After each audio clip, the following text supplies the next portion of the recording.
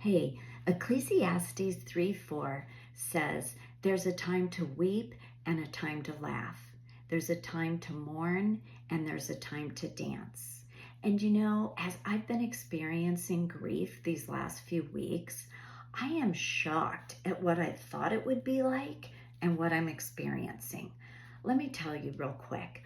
I thought it would just be a lot of sobbing and crying and waves of heavy, dark grief. And that has happened. But the other thing that I did not expect is I have so much anxiety and so much fear. And it's like my whole nervous system is just out of sorts or in shock. And I have this little inner voice of grief that says to me, oh, Colleen, maybe if you would have done this, or just if you would have said X, Y, and Z, or, oh, the holidays are coming and it's going to be hard. Or, that little mother-daughter trip you were planning, not happening now, take it off the calendar. How rude, right? I need to find a way to get grief, that little voice out of my head, and put hope in there. But what gives me hope is I'm not alone. Even the disciples felt intense fear after the death of Christ. What did they do? They went and locked themselves in the upper room out of fear and anxiety.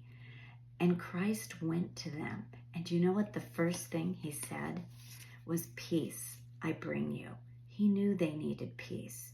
And God knows that I need peace. And every time I go to him in his presence, I feel his peace.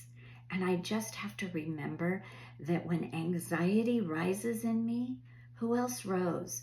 Christ rose from the dead to take the sting out of death and all that death would bring us in our humanity, the grief and the feeling of loss.